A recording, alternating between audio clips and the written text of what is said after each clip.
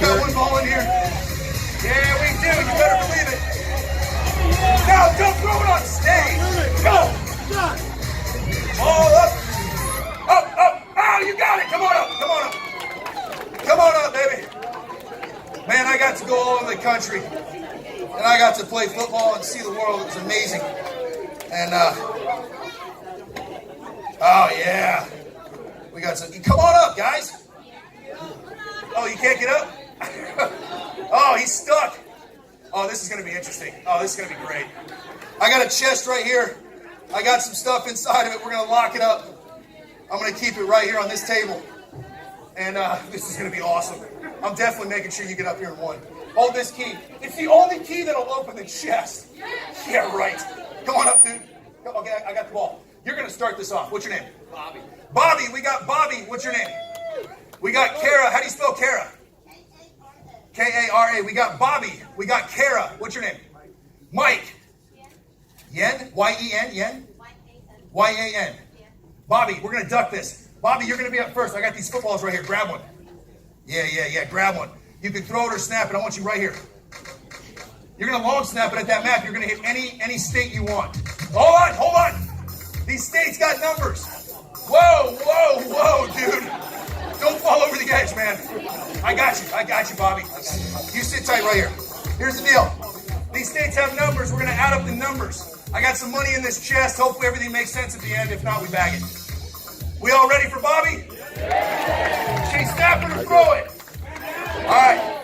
If you fall over, I'm going to laugh. I'm just telling you. All right. Snap it at that map right there. Hit any state you want, dude. It doesn't matter. Hit any state you want. Yes! Oregon. Bobby, nice job. You hit Oregon.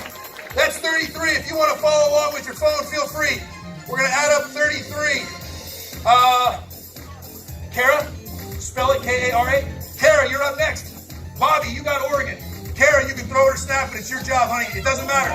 Snap it. You're in the game, baby. Come on, baby. We got Oregon. Just don't fall over and hit the camera. If you don't make it, I'm probably going to, oh my gosh. Bring in the heat, honey. Oh, Kara hit Tennessee. We got 16. Kara, you hit Tennessee. Mike, I think you're up next. 33 plus 16. Mike, snap it, baby. Let it rip. Come on, baby. Oh, nice. What is that? Hold on. I don't know my states, but I should. MS, Mississippi, right? Yeah, Mississippi. I knew that. Come on. Mike, we got Mississippi now. Yen. Y-A-N, Yen. Hold on, Yen. Slow down, Sparky. You want to snap it? Oh, she's nervous. You want to throw it or snap it? She said snap it. She's in the game. Let it rip, Yen. And Alaska. That's amazing. That's 49. Now, I don't know if anybody else is out there, but I added Oregon, 33, Tennessee, 16, Mississippi, 20, and Alaska, 49.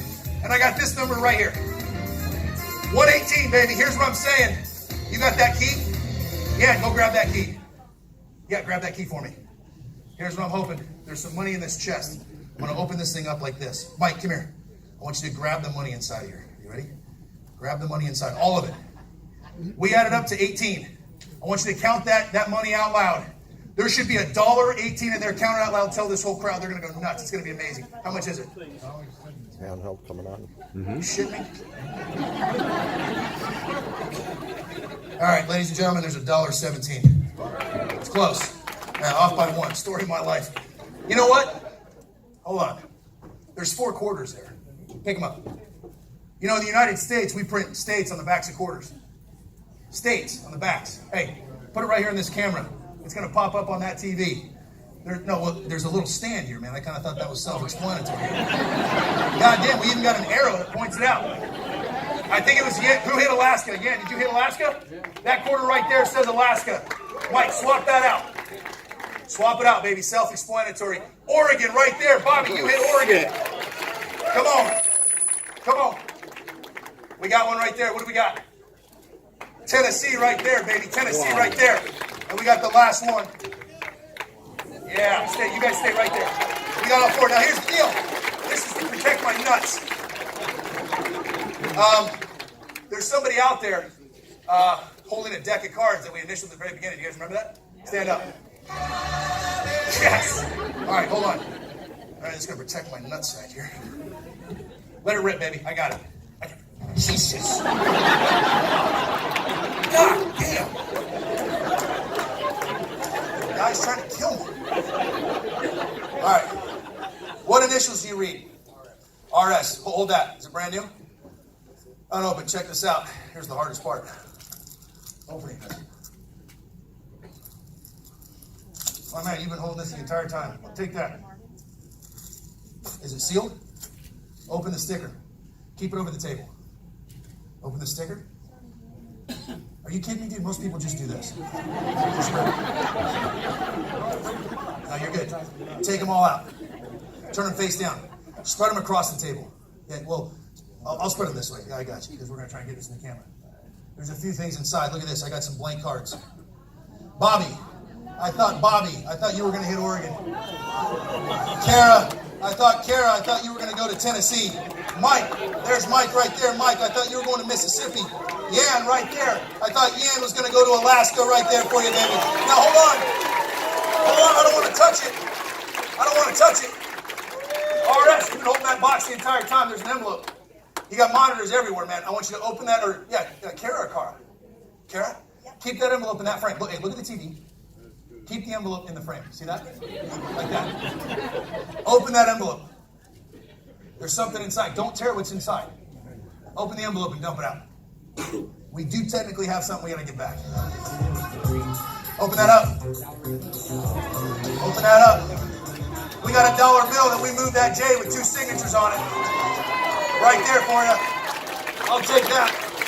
Pass this back to our friends in the back there. Whose is this? Pass that all the way back. Give them a big hand. Yeah, you're awesome. Bobby, you kick ass, baby. Thanks for coming. Kara, you can keep it. Hey, give this guy a rock star. I'm a little sweaty. Sorry. Give these guys a big hand. Thank you so much. Mike, appreciate you coming, Mike. You rock, baby. Yeah, later on. Yeah, I thought we were going to have a moment, but I guess we'll do it later. Yeah, I'll do it right after, man. My man. Hey, Dilly, come get this stuff, too. Hey, you can leave that half open for a second. Hey, go back to those slides. So a lot of people ask me, are we having problems? Oh, yeah, a lot of people ask me how I get into magic. Oh, God, I love that. Anyways, so that's me as a little kid right there. So this is cool. The very first time I saw magic, I was 13 years old. And believe it or not, this is the exact footage of me on the left. That's the very first trick I saw done to me when I was 13 by a guy named Michael Gross. Which, people in this room, you can appreciate. We're all the same people here. Here's the deal. What's that? Good question. I'll find it. Yeah, we'll get it. I'll find it. We didn't have iPhones back then, right? So you'd have to bust out the big camera with the VHS tape. You know what I'm talking about? So he actually filmed this and gave it to me. So this is the house I grew up in Woodinville, Washington. And my dad was my hero. Played catch with him every single day. President of Little League. My mom was my hero. So I had kind of a reading disability in school. And it was real hard for me to read and understand what was going on. So she started a reading program that was more visual, right, for kids like me, and she made it cool. So all of a sudden, I didn't feel different. So next thing you know, I go home. My dad murdered my mother. And this was the footage from the trial. And a friend of mine sent me this a few years ago. He says, "You want it?" And I said, "Man, I haven't seen my dad in a long time." That was me in the courthouse. And this single-handedly turned my life upside down. So I didn't lose one parent, I lost 2. So my sister and I, we go into temporary foster homes, bounced around there for a little bit. And I had the most intense therapy you could possibly imagine. And you know what's cool? My therapist said, "Hey, one day you're going to learn how to forgive. It's going to change your life. It's going to be the most powerful thing you ever do." And so sure enough, that's what happened. I was 22 years old. I went to the beach.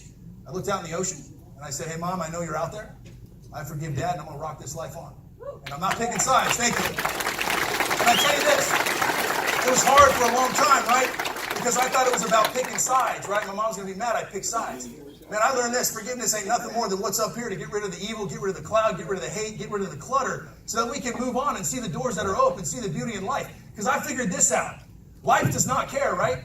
Life doesn't care. Every one of us struggle, man. That's what we all have in common. And we rock on. We keep doing our thing, man. We keep surviving. We go out that door. We got a name on our back, and we're looking to kick ass and take names. And we're going to treat people right the whole way. We're going to have a good time. We're going to look back with our grandkid on our knee, and we're going to tell them the stories of the life we live, man. It's going to be unbelievable. Yeah. So sure enough, my aunt adopts me. And this is my aunt right there, my sister on the left.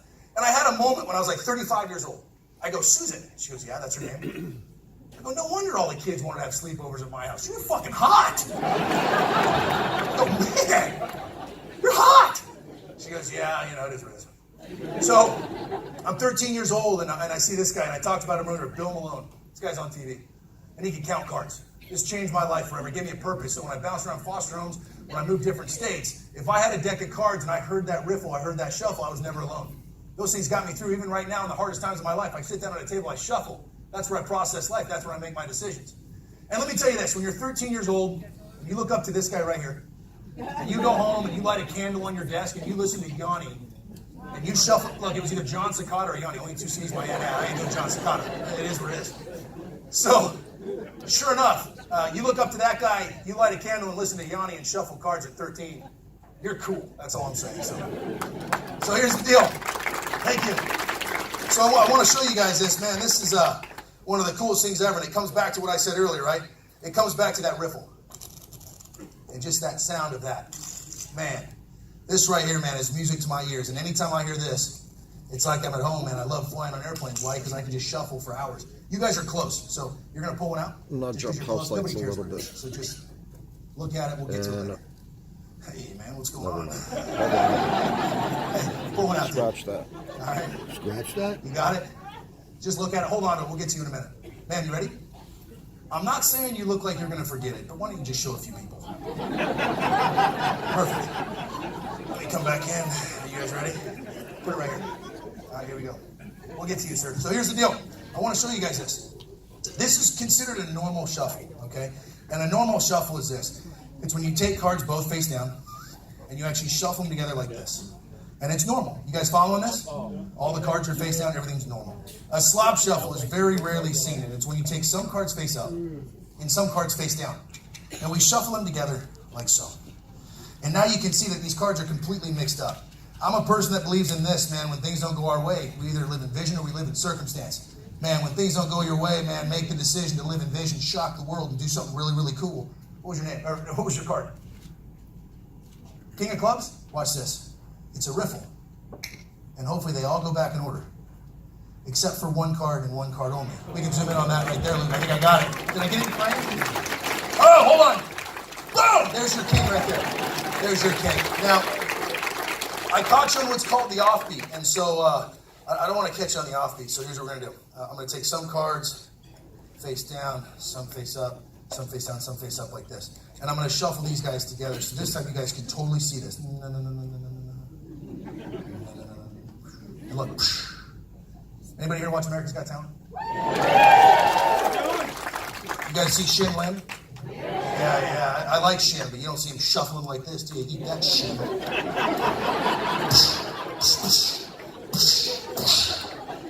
Yeah. He's my buddy, so I can do that. So here we go. And then let's do this, and then we'll shuffle like this, and we'll do the same thing, and just go. I don't like that card, it's pissing me off. There we go. Oh no! Dang it! You got a Connor Barwin jersey on? 98? I didn't have you put your card back in, did I? It's not your fault. It's not your fault. But at any time, did it dawn on you to be like, hey, Magic Guy, you still got my card? I know, I'll be honest with you, I forgot. I got excited and I forgot. What was your card? Yours. Queen of Spades. Say that really loud so the whole room can hear. Queen of Spades. Okay, we're going to try and do this. It takes 2 shuffles, ladies and gentlemen, to do something really, really cool. Watch. 2 shuffles to get these guys back in order. 1. I'm going to do something cool. 2 shuffles. Man, I am so excited for you guys. You guys are going to see something that has never happened before. This is a once in a lifetime. It's going to take me 3 shuffles. 3 shuffles to get these back in order. The rule of 7 in Magic is never end on an odd shuffle, which would be 4. But if we're going to do 4, let's do 5, 6, 7, and 8. And why not end on a nice number 9? Rule of 7, no odd. And we're going to do 10 shuffles. Ladies and gentlemen, this took 10 shuffles. Never been done before. Ever. Because you picked the Queen of Spades, I thought I'd do something cool. Check this out. I thought I'd put them all back in order. Except for every spade, which is in order. There's the ace. 2, 3, 4, 5, 6, 7, 8, 9, 10 jack, queen. Oh, there's the 9. It should be there. 10 jack. Your queen would fit right there. But there is all the spades in order for you right there, pal. Boom, boom, boom. And right here. Yeah, buddy. Right there. Hey, let's go back to this. So, I want to go back to this. I want to tell you guys one more story. We're going to cut back to these pictures. So, like I said, I grew up South and it was the coolest thing ever. Oh, is that what we're doing now? Yeah, hey, open it up, dude. Yeah. Hey, I need some help. Are you guys all set? I got confused. Here we go. I need some help. And, I need somebody to help me out. Come on. Come on. Who can, you guys are pointing. You're like standing up, ready to go. You want to help? All right, let's go. Come on. I got you. Come on. Come on. There we go.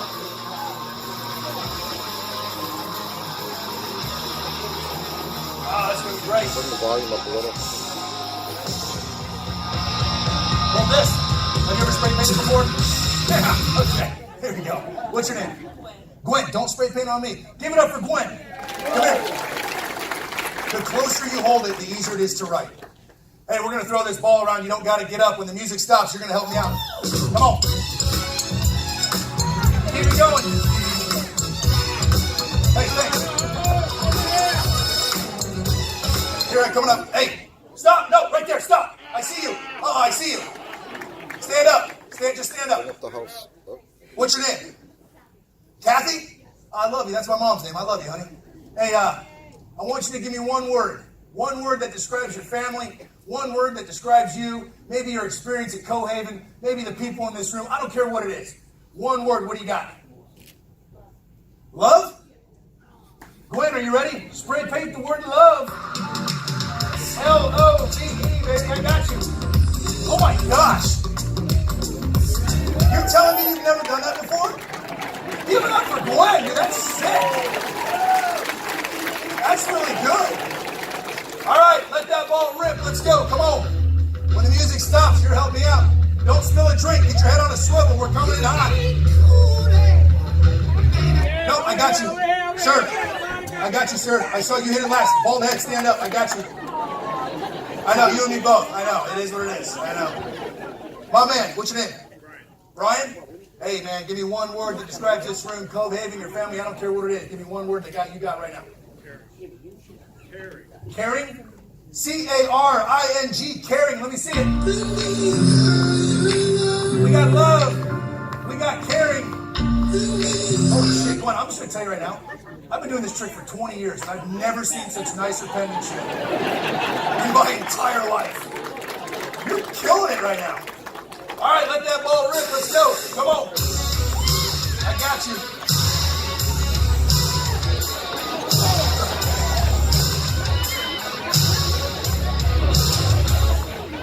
Oh, she's just holding it. That's fine. Stay there. I like it. I'm coming, honey. I'm coming. What's that? Oh, I love you. Come here. Hey, who's got a phone? Give me your phone. Give me your phone. Come on. Hurry up. This is the slow part of the show. Nobody else cares about this but us two. Oh, you got. How do I get your phone? How do you get your camera? Everybody, 4045. In case you're wondering. Whoa, what is that album? Just kidding. How do I get the camera? How do I get the camera? Yeah, what happens at Cohaven stays in Cohaven. Yeah, not tonight, she said. I've been to the gift shop too, you know what I'm saying? It's just a camera. Hey, what's up? All right, here we go. Yeah, okay, here, check this out. You did a selfie. We're doing a selfie video. I think it's recording. It is. What's your name? Jill. Here we are, live at the Cohaven. I'm with Jill. I want one word. We got loving, we got caring. Give me one word that describes what you got going on right now. Sex. Yeah! Holy shit! Sex!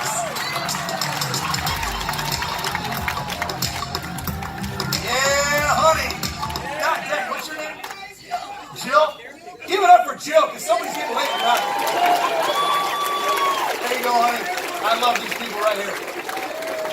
Jill, let it rip. Throw it. Come on. Hey. Oh, God. Hey. Heads up. Coming in hot. Oh. No, can't use the sound, guy. Stop. No, oh, just for avoiding the ball, you're standing up. For the sheer disrespect of the ball. What's your name? DJ. Stand up, dude. Shit. Hey, children, hold the ball, children. Children, hold the ball. Children. Children. DJ, one word. What do you got? Oh, that's a long word to spray paint. Together, T-O-G-E-R. T-O-G-E-T-H-E-R. Fuck it, go. We got love. We got caring. Somebody's getting laid in the back corner. We got sex. Oh, I love it. We got a gold buzzer. I dig it. Thank you guys. Hey, oh, give me that. I'm gonna sign that. Hey, if you said the word love, if you said the word caring, if you said the word sex, if you said the word together, stand up for me. All four of you guys, stand up real quick. Have I ever met you guys before? Yes or no?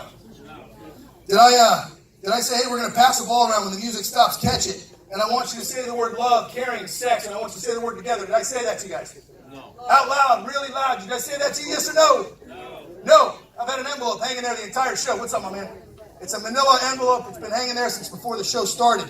And I thought to myself, you know what? Let's, Gwen, step to the forward of the stage here. I don't want you to get hurt. By the way, give Gwen a big hand, because I tell you what, you absolutely destroyed. We got love. We got caring. Oh my God. It's about the most athletic thing I've done since I retired. My friends will tell you that. So I thought I would make a list myself. And I miss you guys too. And I thought I'd put it in this envelope. Go ahead and take these rubber bands off. Take it off. I want you to open that up. Man, I'm so appreciative of you guys showing up, letting me do what I love to do. And I tell you what, when I thought of this crowd right here before the show, my wife, my crew, my stagehands, everybody, we said, I tell you this, we're going to come together. Not only are we going to come together, we're going to get laid tonight, baby. You know what I'm saying? Because with that is nothing but caring. And I tell you what, there ain't nothing but love in this room right here. I love every single one of you guys, man. There it is. We love to take that or not. It doesn't matter. Oh, thank you. There it is. I got to follow my sheep. Now we're going there. All right, so I got to do this in every one of my shows. This is her, man. One of the most beautiful women in the world. This is my mom right here. And this was her in the library where she started that reading program I was telling you about. So I signed with the Eagles in 2006. This is a true story, man. This caught me off guard. 2006, Joe San Cloito, right? He's a reporter. Comes up to me as I'm walking out to it was me and Jeff Garcia. It's our first game. And yeah, so that was us coming out of the tunnel. That's kind of the tunnel walk there at the link. Yeah, baby. And this reporter stops me right before the game. And he goes, hey, John, I got a question. I said, yeah, man, what's going on? Is it true that your mom's best friend sang Wind Beneath My Wings at her funeral? And I was like, whoa, you're coming in heavy, man. Like, I didn't really expect that. I thought you were going to say, what do you expect on third down? But, like, shit. And I go, yeah. Thanks, man. He goes, no. Remember to lower this a little bit. He said, yeah, no, you're not hearing me. He goes, let me get this straight, John. You're a pretty good high school player, right? I go, well, I don't really talk about it, but you didn't make all league, right? Nope, still bitter at that. You're not in your high school Hall of Fame? Nope, not in that either. Still bitter at that too, but let's move on. And you didn't get a college scholarship, so you went to the worst JUCO in the country, 0-30, right? Yep, that's the only place that would take me, so I went there. And you didn't get a scholarship after that. You actually sent film of somebody else and said it was you before HD and the internet, right? Whole different story, but yep, that's true. I did. And then you got picked up by the Bills and they fired you. I'm like, yep. And then you got picked up by Tennessee and they fired you twice. Which I'm like, Jesus, what's your problem? Like, what's the point? And I kid you not, he says, man, it's really cool, man. You're a nomad. And in those words of that song, it says, I can fly higher than an eagle because you are the wind beneath my wings. Yeah. I got something to say here, kid. He goes, I don't know, but I think you're going to play here a long time. You're going to do great things, and just know that the city's going to be behind you. You play hard. You never point fingers that you're bad and you just win. The city's going to be behind. That wind's going to be underneath your wings, baby. True story. So my man's got a Connor Barwin jersey. This is Connor Barwin and Jason Kelce before games, right? Because this changed me. It changed my ritual, right? Because before the game starts, guys do their own things, right? Jason Kelce and Connor Barwin, they would punch each other in the face before games. Hard. Me and the kickers, we don't do that shit. We're like, no, we don't do that, right? So instead, I took a soundbite. And before every game, I listened to this.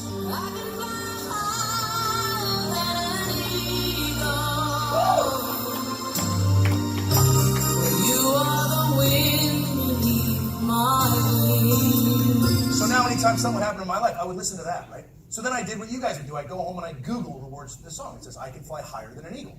So again, I did what you would do when I Google, how high do eagles fly? 10,000 feet. Holy shit, that's really high. So I did it. I had to do it. I had to fly higher than an eagle. So sure enough, when I was a kid, I remember somebody telling me, if you're a kid and you go left, you're a born pilot. If you look right, you're not a pilot. But you'll know when you're a kid. So I started looking at all these pictures when I'm a kid. Every time I got on a plane, I wanted to sit in the cockpit. So sure enough, man, I got to fly higher than an eagle. So I did just that. Got in a plane, learned how to fly, got up to 10,000 feet. Now let me tell you the funny story about this. I flew out of Wingsfield in Bluebell. And yeah, there you go. I love it. Great airport. But when you do your first solo, so you basically just taken all these classes, you got all these hours, and they basically signed off that you can now go solo for like a quick 4-minute flight. And what happens is the plane takes off, you get to about 1,000 feet, right? Then you make a left, and then you make a left, and then you make a left. And you're never more than 2 or 3 miles. You can always see the airport, and then you land that mother effer as soon as possible. You know what I'm saying? Because you're scared shitless is what you are. So sure enough, this is what it looks like. So I get certified. My instructor, Reed McConville, which is an awesome pilot named Reed McConville. We're out there on Wingsfield, and he goes, John, we're the only ones out there, by the way. He goes, John, congratulations. This is your instructor, Reed McConville. Yep, that's just us two out here, bud. Pretty much thought that was you. Thanks. And congratulations on your first solo. You're going to stay in the traffic pattern left, cruise around. I'll see you in about 4 minutes. So sure enough, I said, yep, I'm going to go ahead and hit 10,000 feet to get above an eagle, and then I'll be back in a few. He said, what? FAA wasn't real happy, but for my first solo, this was it. This was the song I played. This was the view outside of the plane at 10,010 feet. And I got to fly higher than an eagle. And I'll tell you, this show's called Life is Magic. Because I'm telling you, man, that was a cool moment right there. So why is all this relevant? I decided to do America's Got Talent. I didn't know what the team was going to do, if they were going to re-sign me. I knew my age was an issue. So I'm like, all right, let's see if this other career pans out. So I do America's Got Talent, and made it to the finals, which was amazing, by the way. Great experience. And when you make it to the finals, David Copperfield called me, which was so cool, right? But when you make it to the finals, every magician calls you. And I kid you not, magic kind of douchey. It is what it is, right? We all know that. So, and I love it. So this magician calls me, he goes, John, I got a trick to pitch you, but you got to put a wig on and a cape, because every magician, long hair, cape. This is no bullshit. He goes, here's what's going to happen. Boom, boom, blackout, hail, hair, coiling in the wind, tiger, shit. Coming out of Gatorade, splash, done, blackout. And I was like, that's a lot going on right there. I was just going to do a card trick, you know? So my stagehand's there, my wife's there, and sure enough, this is Anthony right here. He was sitting at the table. Give it up for my man, Anthony. And here's what's cool. I want to do a trick that you can't buy, right? It was going to tell a story of my life. And I rehearse it. He was there. And I stand up. And this trick's not good enough. Like, this is not good enough. And I kid you not, this is a bookshelf from the condo in South Philly. And as soon as I said this wasn't good enough, I ain't making this up. That picture fell off the bookshelf. And I heard it but didn't realize it. My wife stands up, Anthony stands up and says, go check this thing out, man. As soon as you said this trick ain't good enough, a picture of your mom and you fell off the bookshelf. I believe in this. When a phone goes off in the show, it's all good, baby. Ain't no distraction. Somebody breaks a plate. I love it, because to me, it's somebody up there saying, I got a front row seat, honey, you walk on. Man, when things happen in our life that don't work out right, that we think is bad, change the perspective, change the narrative in your own head, man, find it as motivation. Man, ain't nothing can stop us. So sure enough, thank you. So sure enough, this happens. My wife walks over. We're taking a knee. I'm choked up, and she goes, man, this whole time I've known you, you talk about this dude, Bill Malone. You talk about when you're in the loneliest part of your life, you see this dude on television. He changes your life. You kidding me? He did a card trick on TV. My wife says, what if this moment isn't about winning or losing? What if this moment is about changing a kid's life that was just like you? You're going to give hope to somebody through a card trick. Man, this is your platform. This is your chance. Do it. And I looked at her and I said, oh my gosh, you're right. Now that is 100% true story. I kid you not. But we tell ourselves that every single day after you lose to an 11-year-old with a ukulele.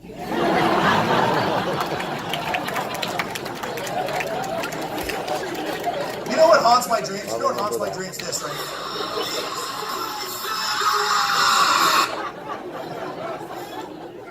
So I'm gonna do a little piece.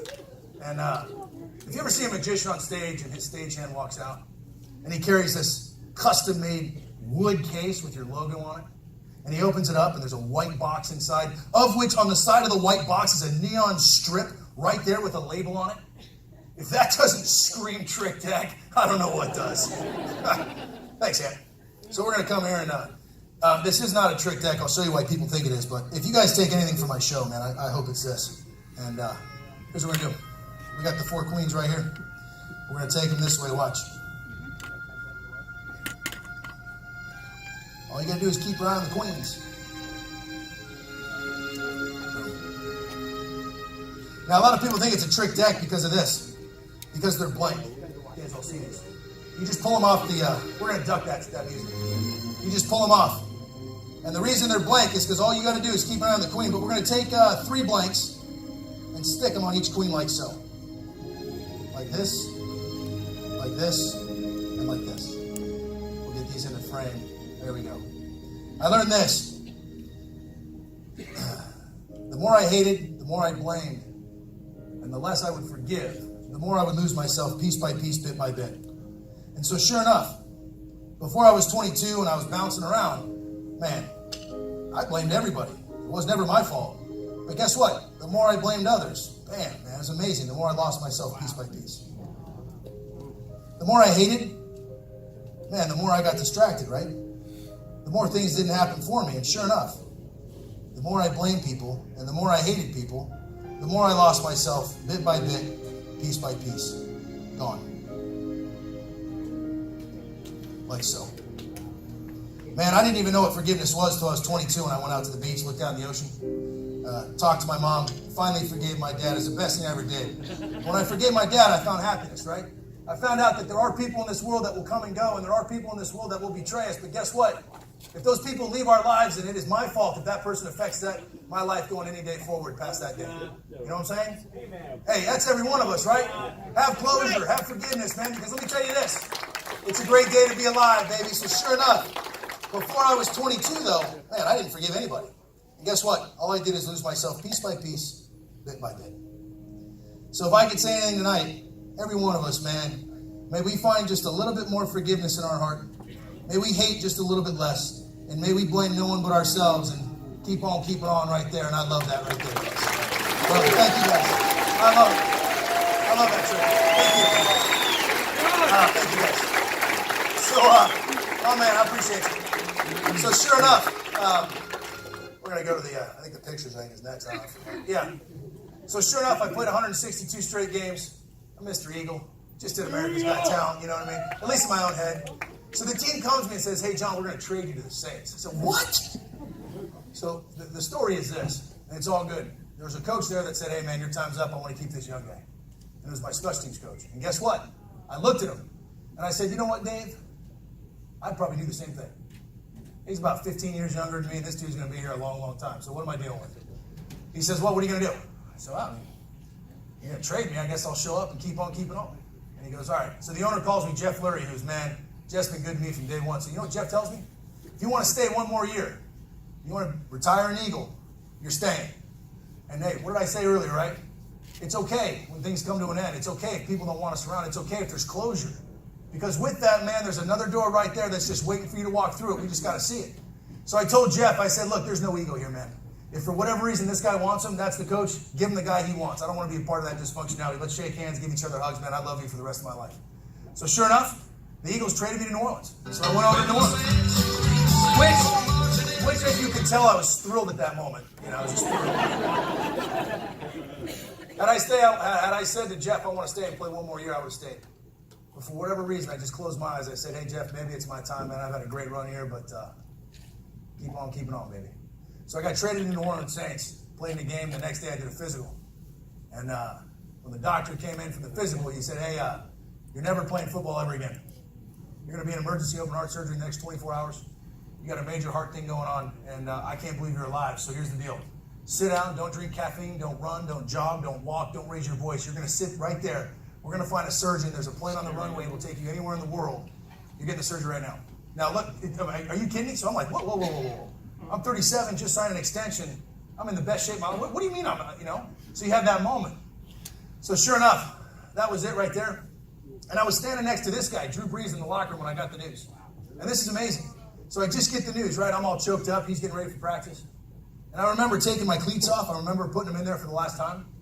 I remember looking at my helmet and saying, this is unbelievable. And I put it on the hook for the last time. And I look at this man right here. And I looked at Drew Brees. And I looked at him. I said, man, I love you. And you know what he said? He goes, cool, thanks. If we just change the narrative, right? All of a sudden, life can motivate us. We can find purpose. I was standing next to a guy named Drew Brees.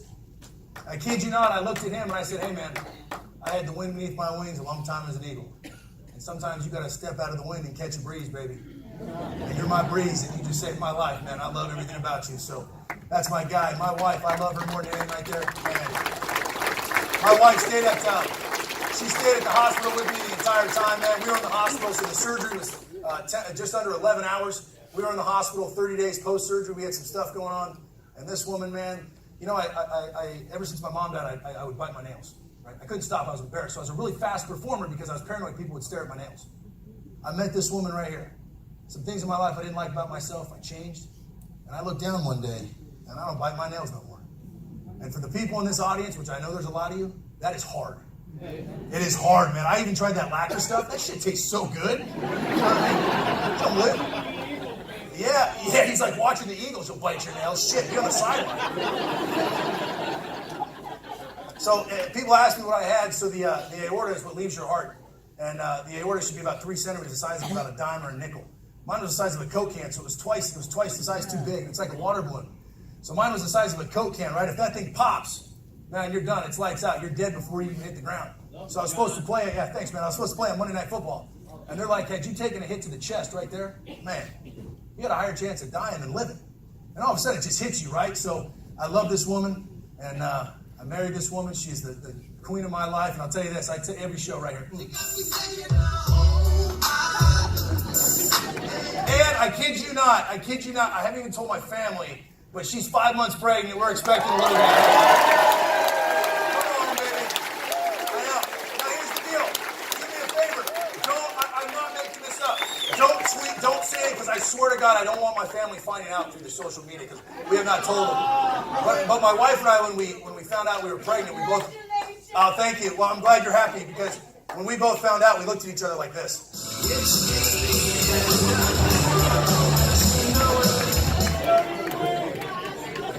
I'm just kidding. 5.5 months pregnant, though. I love it. So check this out.